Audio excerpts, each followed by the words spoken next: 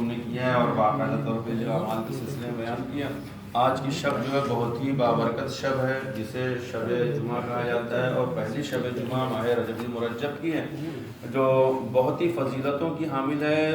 لیلۃ الرغائب کے نام سے لیلۃ الرغائب کے سلسلے میں نے بیان کیا تھا. پھر آج ایک دو چیز بیان کر دیں کہ لیلۃ الرغائب کیا ہے. یعنی رغبتوں والی شب. رغبتوں یعنی مطلب آرزوؤں کو حاصل کرنے والی شب. ایسی رات ہے جس میں انسان کی ساری آرزویں، ساری دعائیں، ساری چیزیں جو حاصل کرنا چاہتا ہے وہ حاصل ہو سکتی ہے. اس رات میں جو ہے بڑی فضیلت ہے اور اس کے بہت سے اعمال بیان کیے گئے. سب سے بیسٹ اور سب سے مین جو عمل ہے وہ کیا ہے؟ نماز لیلۃ الرغائب ہے جو کہ 12 رکعت ہے. وہ مغرب اور عشاء کے درمیان ہم کو پڑھنا ہے. لیکن بہت سے لوگ کہتے ہیں مولانا بعد میں پڑھ سکتے ہیں. لیکن مستحب نماز ہے، واجب نہیں ہے. ہاں لیکن جو ہر چیز کا ایک جو پیریڈ ہوتا ہے، ایک ٹائم ہوتا ہے، اس وقت کو اس چیز کو اس کے وقت میں انجام دیا جائے تو اس کا ثواب بہرحال زیادہ ہوتا ہے. مثال کے طور پہ جوشن کبیر جو شب قدر میں پڑھنے کی بہت تاکید کی گئی. آپ سال بھر پڑھتے رہیے، جو ثواب ہے پڑھنے کا بہت زیادہ ثواب ہے. لیکن جو چیز کا ہر چیز کا ایک ٹائم ہوتا ہے تو مغرب اور عشاء کے درمیان پڑھنا ہے. اس کو جو ہے 12 رکعت نماز ہے، 2 رکعت نماز کر کے پڑھنا ہے.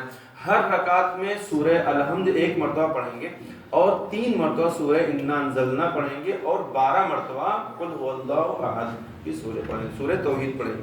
یہ نماز تمام ہو جانے کے بعد بیٹھیں گے اور جیسے نماز تمام ہوگی اس کے بعد کہیں گے اللہم صلی علی نبی وعلی آلہ امی نبی الامی. اس صلوات کو پڑھیں گے. پھر اس کے بعد جو سجدے میں جائیں گے 70 مرتبہ جو سبوح قدوس رب الملائکۃ والروح 70 مرتبہ سجدے میں پڑھنا ہے. پھر سجدے سے سر اٹھانے کے بعد بھی جو ہے ایک دعا ہے اس کو پڑھیں گے رب اغفر وارحم وتجاوز عما تعلم انک انت العلی الاعظم. یہ 70 مرتبہ پڑھنے کے بعد پھر سجدے میں جائیں گے.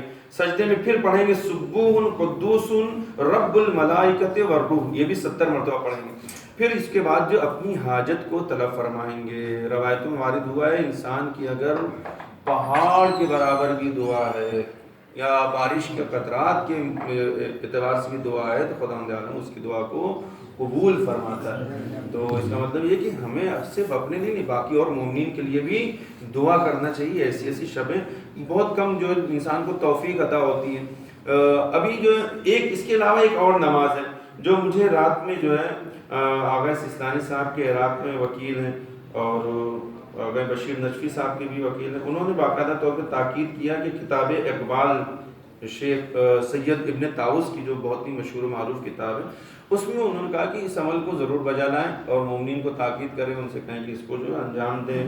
انہوں نے بتایا کہ جناب سلمان فارسی سے روایت کی گئی ہے کہ لکل لیلۃ من لیالی صلاۃ منفردۃ، یعنی انہوں نے روایت کی ہے جناب سلمان فارسی سے ہے کہ رسول خدا صلی اللہ علیہ وسلم نے ارشاد فرمایا صلی اللہ محمد وآل محمد ماہ رجب المرجب کی چوتھی شب کو اس طریقے سے 100 رکعت نماز بجا لائے گا.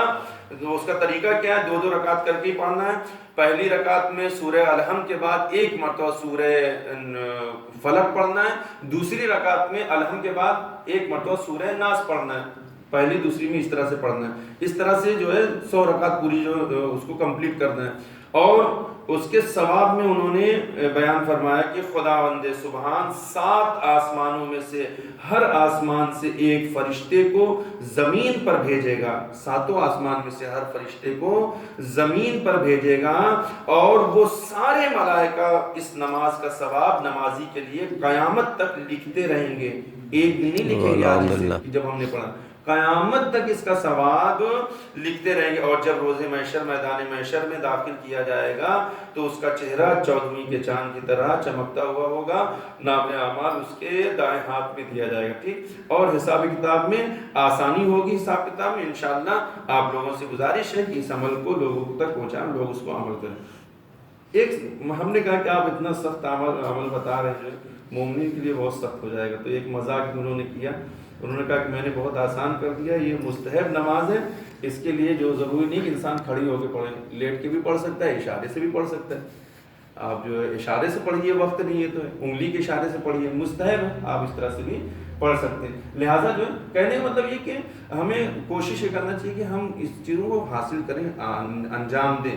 رجب کے جو اعمال ہیں اس میں زیارت رجبیہ ہے، دعا ہے، کم سے کم ایک مرتبہ کی لائف میں پڑھیں، اس کا لطف لینا ہی چاہیے۔ انسان ہوٹل میں جاتا ہے سوچتا ہے کہ ایک مرتبہ یہ والی ڈش کھائیں گے، اگلے مرتبہ جائیں گے تو یہ ڈش کھائیں گے، یہ کھائیں گے، وہ کھائیں گے۔ کم سے کم جو اعمال ہیں ایک مرتبہ دعا کم سے کم لائف میں اس کو پڑھ کے اپنے نام اعمال میں اس کو شامل کرنا چاہیے، بہت زیادہ ثواب ہے۔ اور بہرحال کچھ پڑھیں نہ پڑھیں لیکن نماز لیلۃ الرغائب اس کو کبھی فراموش نہ کریں، اس کو ضرور سے انجام دیں۔ اس میں دوسروں کے لیے بھی دعا کریں، مومنین کے لیے دعا کریں، اپنے لیے دعا کریں، خصوصی طور پر امام وقت کے ظہور پرنور کے لیے دعا کریں۔ خداوند عالم ان اعمال اور ان دعاؤں اور ان نماز کے صدقے میں وقت کے امام کے ظہور میں تعجیل فرمائے۔